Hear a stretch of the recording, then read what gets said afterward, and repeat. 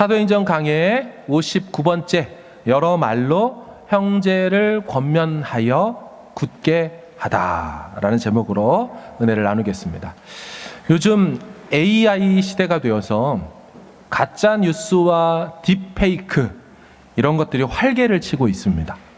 그래서 우리는 이제 어떤 것이 진짜고 가짜인지를 구별하고 분별해야 되는 시대 속에 살고 있죠. 초대교회 때는 어땠을까요? 오늘날과 같은 가짜 영상 같은 것은 없었지만 어떤 사람이 편지를 보냈을 때 그 편지가 배달되는 도중에 위조될 가능성이 있었습니다. 여러분, 그래서 바울도 편지를 보낼 때 내가 썼다고 일종의 바울만의 시그니처를 그의 편지에 남겨두곤 했습니다. 그러니까 내 글씨를 보고 내 필체를 보고 내가 쓴 것을 알아다오, 믿어라, 이렇게 했다는 거죠. 한 예를 들어보면 데살로니가 교회에 이런 일이 있었어요. 우리 데살로니가 후서 2장을 보여주시면 같이 한번 읽어볼까요? 시작. 영으로나 또는 말로나 또는 우리에게서 받았다 하는 편지로나 주의 날이 이르렀다고 해서 쉽게 마음이 흔들리거나 두려워하거나 하지 말아야 한다는 것이라. 네. 자, 보시면 주의 날이 이르렀다고 해서, 그러니까 데살로니가 교회 안에 예수의 재림이 끝났다라고 주장하는 일들이 있었는데 어떤 식으로 이루어졌냐면 크게 세 가지예요. 영으로, 말로, 근데 세 번째 뭐라고 돼 있어요? 우리에게서 받았다는 편지로. 그거 봐라, 바울이 보낸 편지야 하며 바울의 편지를 날조하여서 가짜 편지로 이런 거짓 교리를 전하는 일들이 있을까봐 사도 바울이 경계하고 있는 거죠. 그래서 바울이 이 가짜 편지, 딥페이크 편지를 구별하기 위해 어떻게 했냐면 그 마지막에 데살로니가후서 3장을 봐보실까요? 시작.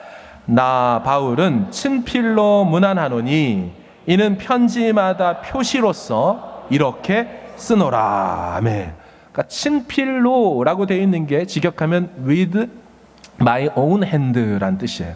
그러니까 내 손으로 직접 표시를 해서 써놨다. 물론 그게 어떻게 됐는지 그 원본은 이미 사라져서 알 수는 없지만 그 글로써 분명히 그가 자신의 시그니처를 남겨놨습니다. 자, 그런데 이런 작업을 한 번만 한 게 아니더라고요. 자, 고린도전서 보여주십시오. 나 바울은 친필로 너희에게 문안하노니. 골로새서 4장도 나 바울은 친필로 문안하노니. 빌레몬서 19절도 나 바울이 친필로 쓰노니. 다 보시면 해당 서신의 맨 마지막에 썼습니다. 여러분, 왜 이런 일이 있습니까? 그만큼 당시 위조 서신 편지들이 많았다라는 것을 보여주고 있죠. 여러분, 이 같은 고민은 오늘 상황에서도 동일하게 발생되었습니다. 그러니까 예루살렘 공의회에서 수많은 변론, 논의, 토의, 이 발제자인 베드로, 바나바, 바울, 야고보 사도까지 이렇게 신중하고도 신중하게 결론 내린 구원의 필수 조건은 해서 결정 내린 것을 여러분 이것을 전할 때 중간에 다른 사람이 들어와서 편지를 바꿔버리거나 다른 내용을 써서 할례도 필요하고 율법 준서도 필요하다라고 했다면 큰일 나는 거죠. 이것을 막을 수 있는 가장 손쉬운 방법이 당시에는 무엇이었냐면 중개하는, 편지를 배달하는 배달꾼을 누가 봐도 신뢰할 수 있는 사람으로 직접 손에 들려 그 수신처로 보내는 방식이었습니다. 자, 그래서 사도 바울의 위대한 서신인 7,000자가 넘는 복음을 완전히 다 풀어쓴 로마서도 여집사 베베를 통하여서 고린도에서 로마로 직접 들려보냈죠. 자, 그래서 로마서 16장에 보면 내가 여집사 베베를 천거한다, 추천한다라고 표현하는데 이게 바로 서신 배달자에게 표현하는 표현이었어요. 그런가 하면 두기고라는 사람도 골로새 출신으로서 바울의 골로새서 편지를 들고 직접 가져다 주는 사람이었죠. 그래서 오늘 본문에서도 예루살렘 교회와 그 편지를 받아들 안디옥 교회가 볼 때 신뢰할 만한 예루살렘 교회 리더십 2명을 택하여 이 편지를 그들 손에 들려 보내는 장면이 나옵니다. 그 사람들이 누구냐면 유다와 실라이죠. 자, 본문 22절과 27절로 같이 한번 읽어보겠습니다. 시작. 이에 사도와 장로와 온 교회가 그 중에서 사람들을 택하여 바울과 바나바와 함께 안디옥으로 보내기를 결정하니 곧 형제 중에서 인도자인 바사바라 하는 유다와 실라더라. 27절. 그리하여 유다와 실라를 보내니 그들도 이 일을 말로 전하리라. 네. 자, 유다라는 사람은 다른 이름이 하나 더 적혀 있어요. 바사바라 하는 유다. 이 바사바 이름의 뜻은요, 종종 말씀드리는데 이름에 바자가 처음 들어가면 누구누구의 아들이라는 뜻이라 그랬어요. 그래서 바디메오는 이름이기도 하지만 디메오의 아들이라는 뜻입니다. 바요나 시모나라고 할 때 바요나 이거는 요나의 아들 시모나, 헬라식으로 표현하면 요한의 아들 시모나, 이게 바자예요. 그래서 바사바는 뒤에 사바스에서 안식일의 아들이라는 이름을 갖고 있는 유다라는 사람이에요. 이름에서 알 수 있듯이 이 사람은 히브리 배경을 갖고 있는 히브리파 사람이라는 걸 알 수 있어요. 두 번째 나오는 실라라는 사람은 우리가 이제 뒤에서 16장부터 보게 될 사도 바울과 함께 2차, 3차 선교여행을 떠나는 그 바울과 실라의 그 실라입니다. 이 사람의 라틴식 이름은 실루아노라고 하고요. 이 사람도 바울과 함께 동일하게 로마 시민권자였습니다. 자, 어떻게 알 수 있느냐?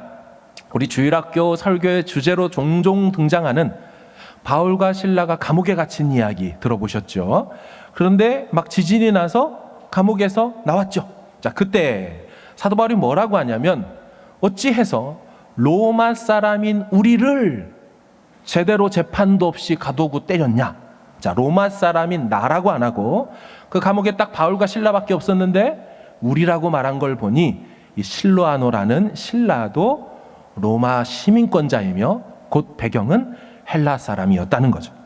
따라서 예루살렘 교회가 유다와 실라를 보냈다라는 것은 히브리파 출신의 대표 한 명인 유다와 헬라파 출신의 대표 한 명인 실라를 보냈음을 알 수가 있습니다. 게다가 두 명을 보냈다라는 것은 이들이 하는 역할이 이 편지가 진본임을 증명하는 증인의 역할이었기 때문에 구약을 보시면 항상 증인은 최소 2명이어야 했기 때문이죠. 그래서 이들이 이 편지를 들고 안디옥 교회로 가는 것입니다. 자, 그 편지의 내용들을 보면 23절부터 29절까지 7구절로 되어 있는데요. 이 편지는 한 곳에만 딱 도착해서 읽도록 한 편지가 아니었습니다. 왜냐하면 그 편지의 수신처가 여러 곳인 것으로 보아 회람 편지 형식을 띠고 있음을 알 수가 있습니다. 자, 발신자가 있고 수신처가 있고 그 관련 내용이 있는데요. 자, 그러면 23절을 한번 좀 읽어보도록 하겠습니다. 시작. 그 편에 편지를 붙여 이르되 사도와 장로된 형제들은 안디옥과 수리아와 길리기아에 있는 이방인 형제들에게 문안하노라. 아멘. 자, 발신자들은 사도들과 장로들, 이 복수형입니다. 그리고 그것을 받은 곳은 안디옥만이 아니죠. 자, 수리아와 길리기아 지역에 있는 자들인데 굉장히 특이한 표현이 등장했어요. 자, 길리기아에 있는 이방인 누구들에게 문안한다고 그럽니까? 형제들에게. 이 편지의 발신자들도 사도와 장로된 형제인데요. 그 편지를 받는 이방인들도 지금 누구라고 불러줍니까? 형제다.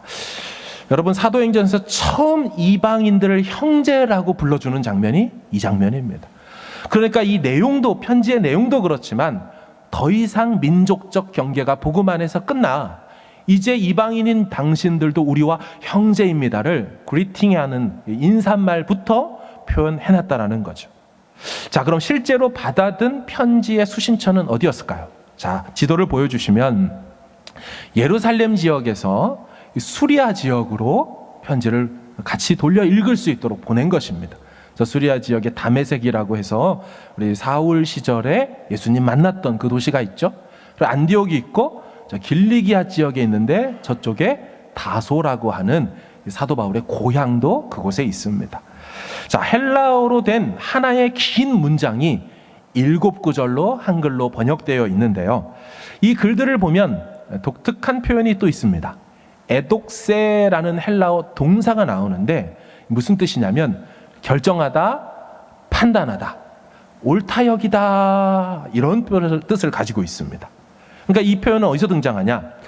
협의자 모두가 도달한 판단과 결론을 표현할 때 쓰이는 것으로 헬라 문서들 중에 이 공식 서한들과 칙령들을 기록할 때 이 용어가 등장하죠. 좀 볼까요? 22절 보시면 안디옥으로 보내기를 결정하다 할 때 에독세라는 단어가 쓰이고, 또 26절에도 만장일치로 결정했다.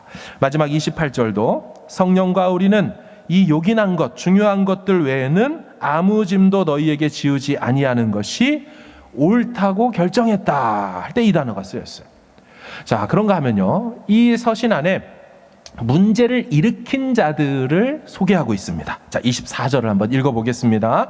시작. 들은즉 우리 가운데서 어떤 사람들이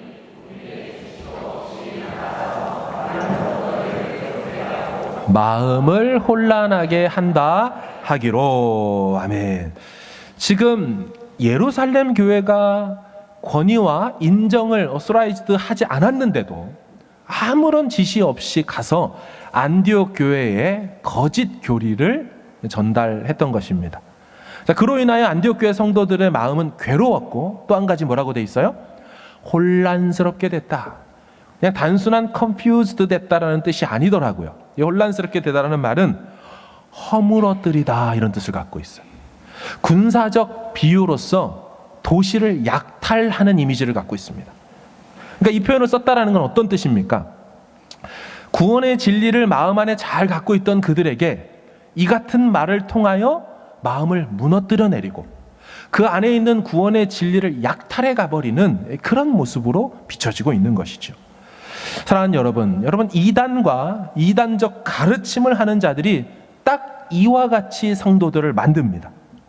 잘 믿고 있었던 사람들에게 찾아와서는 그동안 너희들이 믿고 따르고 있던 바들이 잘못되었다고, 틀린 내용이라고, 거짓이라고 아주 그들의 마음을 무너뜨려 내리는 거죠. 성경적 가르침에 위배되는 내용으로 혼란스럽게 하는 겁니다.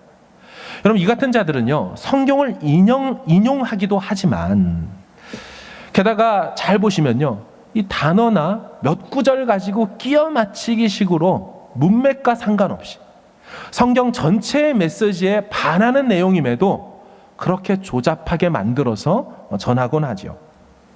성경 전체를 보지 못하다 보니까 아주 기괴한 결론들로 이어지게 됩니다. 한 예를 들어 본다면, 여러분, 다윗이 있고 그 다윗의 자손으로 다윗의 위와 왕조를 잇는 분으로 다윗의 자손 예수님이 오시는 게 맞죠? 아닙니까? 예를 들어 본다고 하니까 벌써 긴장을 하셔가지고 맞죠? 예, 맞습니다. 예.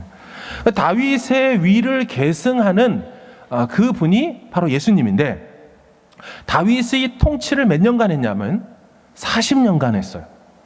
자, 그럼 다윗의 위를 계승하는 예수님은 얼마나 계셨어요?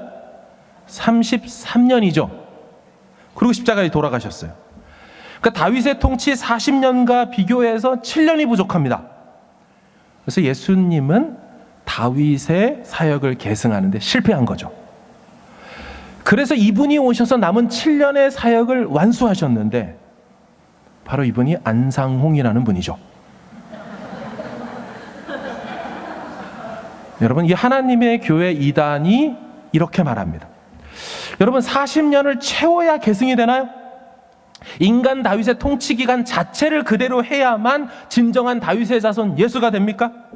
여러분, 이런 식으로 말도 안 되는 내용을 가지고, 그럼 다윗이 밧세바를 범했으니 예수님도 그래야 되나요?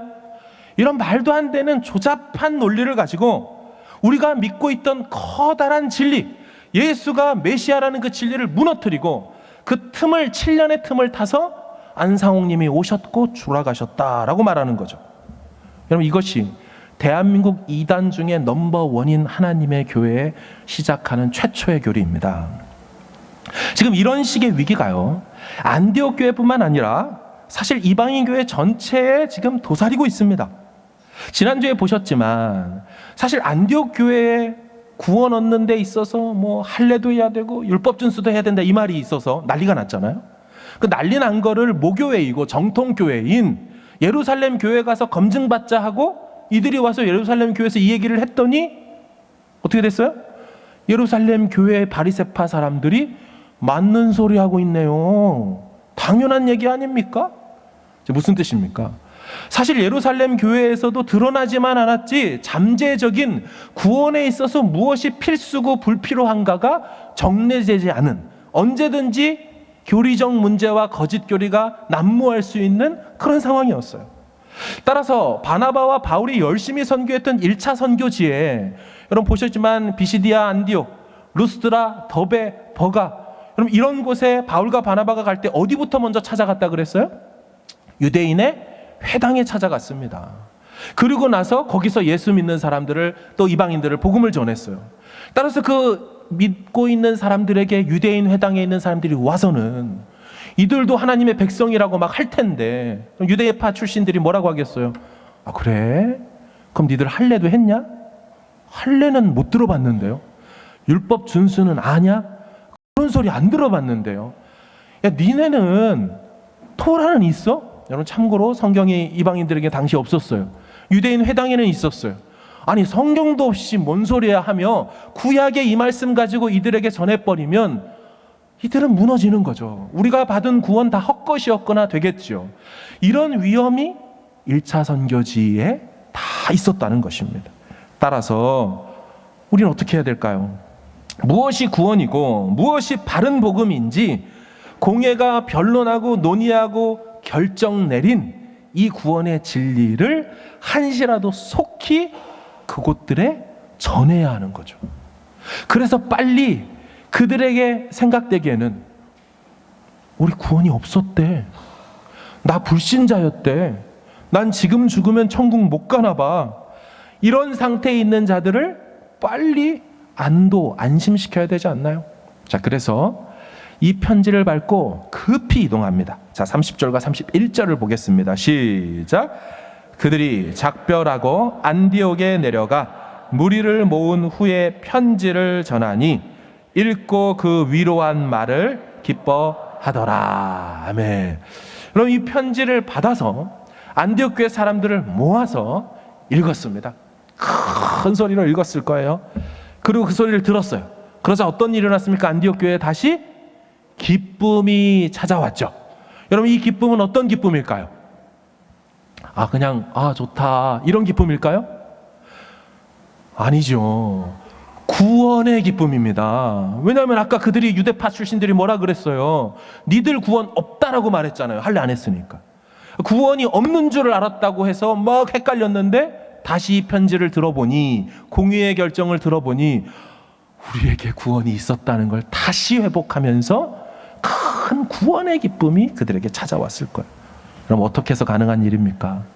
공의에서 결의된 그들이 붙들고 살아가야 될 변치 않을 구원의 진리, 일치된 교리, 그것을 전하자 그들 안에 들려오자 기쁨이, 구원의 기쁨이 들어왔다라는 거예요. 근데 여러분 오늘 제가 이 말씀을 잘 보니까요, 지금 우리가 하고 있는 이 모습이 오늘 본문의 그 모습인 거 아십니까? 그러니까 우리 모두가 시작할 때 어떻게 했어요? 다 같이 일어나셔서 사도신경으로 신앙 고백함으로 예배드리십시다 할 때 일치된 우리의 믿음의 고백이 있었죠. 성부 하나님은 어떠한 분이다를 다 같이 똑같이 고백했어요. 다르다고 이의제기하는 분이 없었어요. 성자 예수님은 누군지 고백하고 성령 하나님이 누군지 똑같이 공의 통일된 확정된 교리 고백을 한 후 우리가 지금 뭐 하고 있습니까? 바울이 전해온 편지를 읽고 풀어주고 있죠. 베드로의 편지, 그리고 오늘 우리가 보고 있는 누가를 통하여 데오빌로 각하에게 보냈다는 볼륨 1인 누가복음을 끝나고 볼륨 2인 이 사도행전을 읽으며 우리가 같이 모여 듣고 있으니 바라기는 우리 광명교회에서의 예배에서도 이들이 안디옥 교회 사람들이 느꼈던 그 구원의 재확신에 대한 기쁨이 충만하게 예배마다 있기를 주의 이름으로 축원합니다. 계속해서 이와 같은 일들이 예배 가운데 그들 안에 있었다라는 거죠. 한 가지 표현을 더 보기를 원합니다. 오늘 본문을 보면서 제게 가장 마음에 와닿았던 표현 하나가 있습니다. 그게 32절인데 한번 읽어보겠습니다. 시작. 유다와 실라도 선지자라 여러 말로 형제를 권면하여 굳게 하고. 아멘. 저 말들 중에 저는 여러 말로 형제들을 권면했다, 이 표현이 와닿았어요. 여러 말이 어떤 말이겠습니까? 이해를 돕기 위해서 두 종류의 영어 성경을 가지고 왔습니다. 홀맨 크리스찬 스탠다드 바이블을 보여주시면 노란색 하이라이트만 보면 주다스 앤 사일러스, 유다와 실라가 두 가지 동사를 해요. encouraged하고 strengthened라고 표현을 해요. 그러니까 격려하고 굳건하게 했는데 뭐로요? with a long message. 긴 메시지로 그렇게 만들었어요. 자, 넷바이블도 보면 주다스 앤 사일러스 한 다음에 encourage, strength, 그리고 with a long speech. 여러분, 한두 마디로 그들 안에 이미 들어와 버리고 그들의 믿음의 체계를 망가뜨려 버린 그 잘못된 교리와 진리를 한두 마디로는 교정시킬 수가 없었어요. 그렇죠? 세우는 거는 어렵지만 무너뜨리는 건 한 방에 무너지지 않습니까? 그러니까 이들이, 유다와 실라가 와서 예루살렘 교회 사도들과 장로들이 변론하고 논의하고 연구했던 것 못지않게 긴 메시지와 여러 말들을 가지고 그들 안에 무너진 구원관을, 구원론을 다시 세워주고 있더라는 거예요. 여러분, 이 같은 여러 말이라는 표현을 현대어 성경에서는 다르게 이렇게 표현했습니다. 보시면요, 말씀 전하는 은사를 받은 유다와 실라의 설교는 신도들에게 신앙을 더욱 북돋아 주었다. 그러니까 여러 말이라는 표현이 의미적 해석으로 뭐로 받았습니까? 설교라고 했어요. 사랑하는 여러분, 설교가 그들의 신앙을 다시 굳건하게 한 줄로 믿습니다. 여러분, 이런 의미에서 저 같은 설교자들은 굉장한 부담감을 갖습니다. 그렇죠? 근데 제가 보니까요, 요즘 설교라는 이 단어가 이렇게 이해되더라고요. 장황하고 지루하고 고리타분한 이야기를 설교라고 이해를 해요. 설교 좀 그만해, 이렇게 표현하더라고요. 제가 그 얘기를 듣고, 야, 그렇구나. 누구는 여기에 목숨을 건다고 막 하고 이걸 전하기 위해서 애를 쓰는데 누가 막 얘기하는 걸 듣고 너 설교 좀 그만해. 저는 참 착잡하더라고요. 근데 여러분, 생각해 보세요. 하나님께서 얼마든지 직접 나타나셔서 당신의 계시의 말씀을 전할 수 있음에도 굳이 모세를 택하셔서 떨기나무 가운데 찾아오셔서 그 모세에게 내가 하는 말을 가서 전하라 라고 해요. 이상하지 않습니까?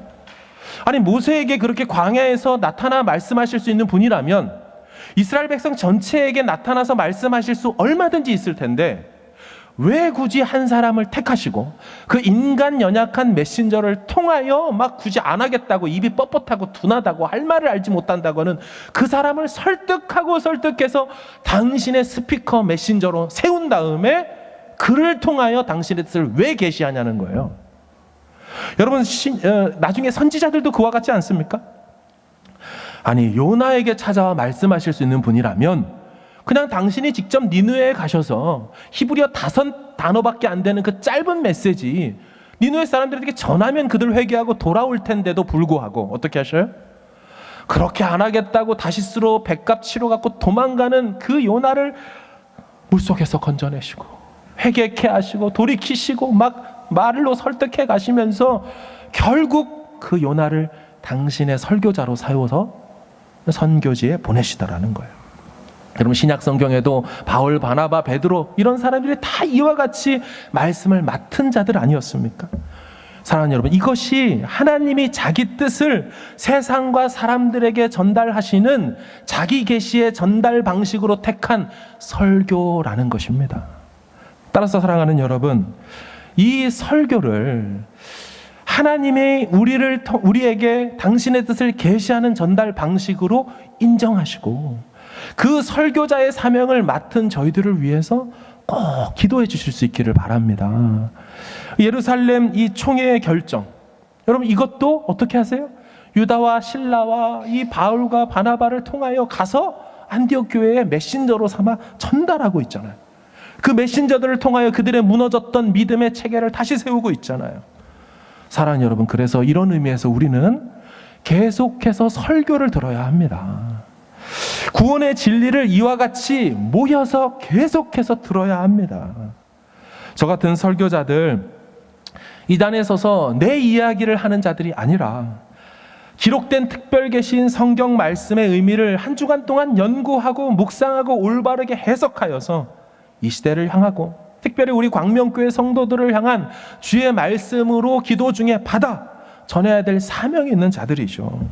그래서 저희들이 이 사명을 존귀하게 여기고 하나님의 스피커가 되어서 저 하늘에서 결정하신 구원의 진리와 그 가치들을 가감없이 시대 가운데 선포할 수 있도록 위하여 기도하여 주시길 다시 한번 부탁을 드립니다. 여러분, 그런가 하면요, 이 같은 일들을 저희들만 하는 것일까요?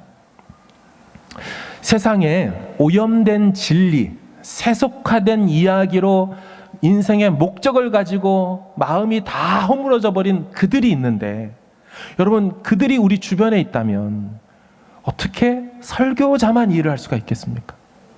우리도 수평적으로 우리의 동일한 세대, 우리로 하여금 이 땅에서 만나게 하신 그분들에게 전해야 되는 거죠. 한 번 전해서 될 거라면 성경이 여러 말이라는 표현 안 썼을 거예요. 끊임없이 반복해서 꾸준하게 그들에게 전해야 되는 거예요. 나아가서 동일 세대만 수평적으로 전할 것이 아니라 우리의 다음 세대 수직으로도 전해야 돼요. 우리 다음 세대 아이들이 태어나면 저절로 주님은 나의 구원자십니다 이러던가요? 아니에요. 우리 아이들도 구원을 몰라요. 무엇이 참된 구원이고 복음 아닌 것이 무엇이고 진리가 무엇인지를 몰라요. 여러 말로 끊임없이 그들에게 가르쳐주고 득대하여야 그들의 안에 믿음의 체계가 제대로 서게 되는 거죠. 제가 이번에 한국에 가서 느낀 것이 있습니다. 교회를 갔는데 주일학교 아이들이 교회에 머무는 시간이 너무너무 짧은 거예요. 너무너무. 근데 아이들만 벌써 가나? 이런 생각, 이제 저희 애들은, 교회 애들은 끝나고 집에 잘 안 가잖아요. 우리 청년들은 막, 목사님 11시까지 놀아도 돼요? 막 이러면서 교회에서 밤 늦게까지 같이 교제하고 이렇게 막 고민을 자연스럽게 나누고 이러는데, 한국의 청년이고 주일학교 애들은 끝나고 집에 가기 바쁩니다. 집에 가기 바빠요. 근데 어른들도 그렇더라고요. 다 같이 모여서 1시간 연암지세 예배를 끝나고 모두가 다 바로 교회로 나가버립니다. 교회에서 나가버립니다. 그냥 무슨 콩자루 해서 콩이 쫙 풀어져서 나가듯이 들어왔던 분들이 빨리 나가요. 다. 왜 나가는 줄 아세요? 다음 분들이 들어오셔야 되니까. 그 2부 예배, 3부 예배, 4부 예배가 있으니까 빨리 자리를 비워주셔야 됩니다. 주중에 모여서 여러분 소그룹 좀 하세요, 목장 모임 하세요 해도 여러분 한국 분들이 얼마나 바쁜데요. 그런 거 할 시간이 있습니까? 그럼 주일에라도 모여서 하세요. 그러니까 주일은 더 바쁘시더라고요. 그러니까 그럴 시간이 없어요. 주일학교 아이들은 보니까 기껏해야 1시간 반 동안 머뭅니다. 그리고 끝나면 바로 다 집으로 가고 학원으로 다 가요. 그러니까 붙들어 놓고 여러 말로 권면할 시간 자체가 없는 분위기더라고요. 여러분, 우리 아이들이 학교를 끝나면 한국에서 노란색 봉고차가 와가지고 다 애들을 납치해 갑니다. 남아있는 애가 이상한 애예요. 초등학생들이 집에 여러분 10시, 11시에 들어오는 거 아세요? 초등학생들이 밤 10시, 11시. 그럼 들어와서 뭐 하냐? 그때부터 학원 숙제를 시작합니다. 그래서 1시, 12시 이렇게 자요. 그러니까 이 아이들에게 말씀을 묵상해라, 큐티해라, 3박 4일 동안 수련회를 가라. 여러분, 한국 교회, 제가 섬겼던 교회랑 다른 교회들 이제 주보라든지 이런 거를 이렇게 나와서 광고를 볼 때 수련회가 다 1박 2일입니다. 교회에서예요. 요즘에 누가 3박 4일 어디 멀리 이렇게 가는 일을 합니까? 그럴 시간이 없어요. 그럴 시간이 없어. 제가 이번에 가봤더니 저희 큰아이가 이제 2월 13으로 대학을 가는 나이예요. 제 친한 한 명밖에 없다는 그 친구.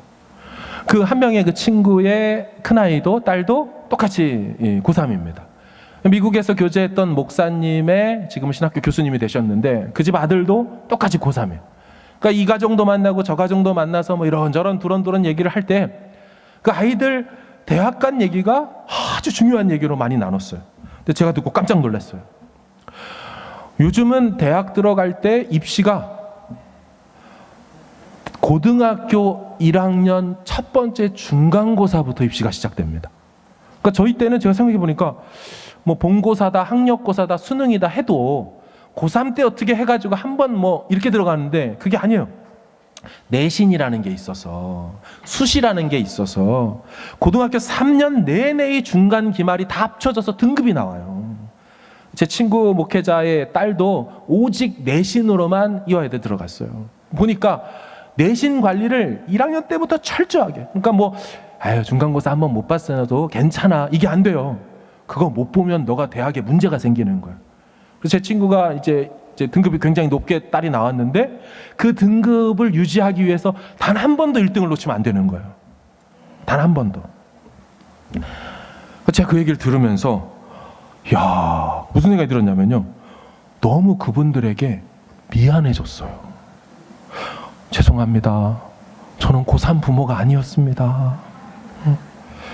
저는 신경도 하나도 안 쓰고 우리 아이는 고3이 아니라 초3처럼 놀았습니다. 죄송합니다. 야, 너도 엄마 죄송하다 그래, 빨리 임마. 얘는 작년 6월 달에 대학 입시가 끝나서, 저는 끝난지도 몰랐어요. 한두 달 지난 다음에 아빠 합격이 됐나 봐요. 그래? 6개월을 지나 지금도 놀고 있는데, 지금 1월 달에 중순에 만났던 우리 이 교수님 아들은 아직도 결과가 나오지 않아. 여러분, 이런 상황 속에서 교회에서 아이들을 불러다 놓고 여러 말로 권면하는 시간을 가질 수 있을까요? 한 시사 프로그램을 제가 봤어요. 제목이 뭐냐면 7세 고시였습니다. 7세 고시. 이게 상상이 되세요? 한국에 요즘에 영유 끝나면 학원에 들어가는 입시가 있는데 그게 7세 고시예요. 영유가 뭐냐면 영아부 유년부가 아니에요. 영어 유치원이에요. 영어 유치원. 인생이 영어 유치원에 들어가서 거기를 거쳐가는 출신과 영유 없이 그냥 학교 가는 아이들로 인생이 갈라집니다. 거기서부터.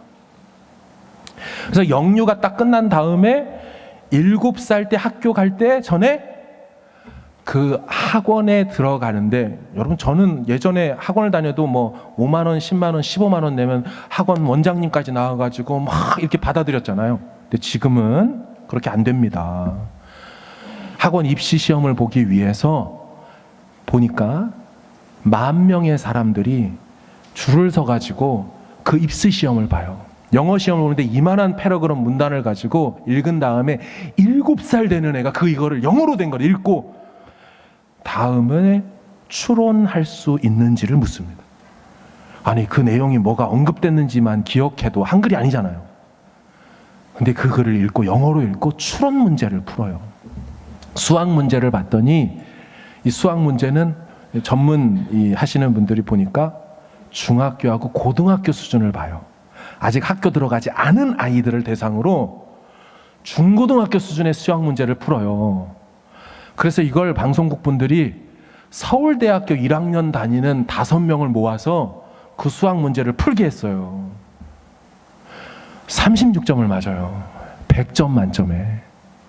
근데 그걸 서울대 1학년 학생이 36점 맞는 걸 7살짜리 아이가 풀어요. 그리고 풀고 나오는 애들을 다 음성 변조해서 엄마들이 물어요. 잘 봤죠? 이러면서 이게 물어봐요. 목소리, 죄송해요. 그 변조한 목소리죠. 잘 봤냐? 애들이 뭐라고 대답하는 줄 아세요? 찍었어! 이러는 거예요. 그걸 어떻게 풉니까? 그걸 어떻게 서울대도 못 푸는 걸. 찍었다 그러고. 그래서 평균이 1등부터 만등까지 나오는데 전체 평균이 100점 만점에 19점. 학원에 들어가는 합격점은 21점. 거기에 서울대생이 36점을 맞는 걸 7살한테 시키는. 여러분, 그 상황 속에 어린아이들이 입시 머신이 되어서 그렇게 공부하고 있는 한국의 현실에 있다가 제가 뉴질랜드 땅에 오니까 여기는 완전 딴 세상입니다. 애들이 놀아요. 저희 애들이 요 근처 초등학교를 다녔거든요. 이름을 좀 말해야 그런데 그 한국에서 막 처음 저희 2018년도 왔을 때 애들이 와서 우리 둘째 애가 초등학교 들어갔어요. 프라이머리에. 저쪽에 있나 저쪽에 있나. 그 학교에 갔는데 애들이 무슨 얘기하는 줄 아세요? 다 끝난 다음에 졸업하면서 정찬이 오빠가 선생님보다 수학을 잘 풀어요 그러는 거예요. 우리 애들은 한국에서 3년 동안 홈스쿨에서 학교를 안 다녔어요. 근데 걔가 더 잘한대 선생님보다. 선생님 못 푸는 걸 얘가 푸니까. 아이고 주여. 이 정도로 얼마든지 마음껏 뛰어놀게 하면서 천천히. 제가 도착해서 저희 집안 테이블에서 애들하고 얘들아 한국에서 여러 교회 예배를 같이 드렸는데 말씀들 좀 어땠냐 기억나는 게 있냐 했더니 애들이 다 얘기하는 게 뭐였냐. 목사님이 본문을 읽으시고 다른 얘기를 하셔요. 제가 그 얘기를 듣고 충격을 받았습니다. 저랑 아내랑. 그것을 얘들이 느꼈다는 거에 충격을 받았고 그것을 알았다는 거에도 또 제가 충격을 받았어요. 사실은 굉장히 안타까운 일이면서도 한편으로는 저희는 얘들이 진짜 설교가 뭔지 아는구나. 어떻게 설교가 되어야 될지 뭔지 아는구나 적어도. 사랑하는 여러분, 우리에게 기회가 있을 때 가정 안에서 부지런히 여러 말들을 시간을 가지고 아이들에게 영화나 드라마나 어떤 사건들과 일들을 통하여 볼 때 그것을 어떻게 말씀과 기독교적 가치관으로 해석할 수 있을지를 끊임없이 들려줄 수 있기를 주의 이름으로 축원합니다. 아이들이 믿음의 체계가 무너지지 않도록. 마지막으로 오늘 본문에 보면요, 여러 말로 형제들을 권면하여 굳세게 했다라는 표현이 있는데요. 이 굳세게 했다라는 단어의 뜻을 보면서 좀 나누고 싶습니다. 화면을 좀 보여주실까요? 이 굳세게 하다가 단순히 강하게 하다, strengthen 이렇게 된 게 아니고 to make, to lean upon 이라고 되어 있더라고요. 그러니까 어딘가에 기대게 만드는 게 그 대상을 굳세게 하는 거라는 거예요. 그러니까 유다와 실라가 여러 말들을 그 안디옥 교회 성도들에게 전하여 안디옥 교회 성도들을 어딘가에 기대도록 만들어겠다는 거예요. 의지하게 만들었다는 거예요. 제가 이 말씀을 묵상을 하다 보니까 여러분 이 공간 안에 예를 들면 덩그러니 한 구조물이 있어요. 그러니까 책장 한 4단짜리 5단짜리 책장이 있다고 생각해 보십시오. 이 4단짜리 5단짜리 책장이 그냥 보면은 굉장히 튼튼해 보입니다. 그런데 사실은 누가 툭 하고 치거나 밀거나 바람이 불게 되면 그 책장은 훅 하고 후딱 넘어가 버립니다. 그렇죠? 근데 만약에 이 책장을 그냥 홀로 두지 않고 저 벽에다가 기대어 세워놓으면 어떻게 될까요? 누가 밀거나 혹은 바람이 세게 불어도 책장의 견고함과 어떤 서있음과 상관없이 책장이 기댄 벽의 견고함 때문에 책장마저도 견고하게 서 있을 수 있더라고요. 마찬가지 원리라고 생각이 듭니다. 여러분 우리 자신은 연약하고 넘어지기 쉬워요. 여러 거짓 교사들이 와서 우리를 흔들고 환난과 풍파의 바람이 불어 닥치면 멀쩡한 책장인 줄 알고 그런 인생인 줄 알았지만 후떡후떡 넘어가요. 하지만 내가 기댄 그 말씀이 나를 떠받치는 그 힘 때문에 그래서 넘어가지 않고 버티어 굳건하게 설 수 있는 인생이 될 수 있다는 것입니다. 사랑하는 여러분, 우리와 우리 자녀들의 인생을 여러 권면하는 말로 그 태산 같은 벽 같은 예수 그리스도의 말씀에 기대어 놓을 수 있기를 주의 이름으로 축원합니다. 홀로 설 수 없는 인생들, 홀로 섰다가 바람 한번 훅 부르면 넘어가고 다시 일어서지 못하는 그런 인생들 아니라 계속 그 인생을 홀로 두지 않도록 세상 가운데 덩그러니 너가 혼자 있는 인생이 아니라고 계속 그 말씀의 벽으로 옮겨 거기에 딱 세워놓는 그런 일들이 있게 되는 것 말이죠. 말씀을 정리하며 2000년을 지나 오늘 우리에게도 전해진 이 구원의 진리를 매 예배마다 2000년 전 안디옥 교회의 그 구원의 진리를 다시 풀어주고, 그래서 또 듣고 나서 구원의 기쁨이 샘솟고, 우리가 그러면 다시 한번 선교사님을 파송해서 우리가 갖고 있는 이 구원의 기쁨을 사도 바울과 실라, 또한 또 같이 팀에 나눠졌죠. 바나바하고 마가를 통하여 계속해서 선교하는 우리 교회가 되자 하며 안디옥 교회가 다짐했던 것처럼 우리도 그 일을 주님 오시는 그날까지 감당해내는 교회가 되길 주의 이름으로 축원합니다. 옆으로 수평으로 여러 말로 포기하지 않고 복음을 전해주시고, 수직적으로 우리의 자녀들에게 이 복음의 말을 계속 전해줘서 하나님 앞에 든든하게 세워지는 우리 광명교회 될 수 있기를 주의 이름으로 축원합니다. 아멘.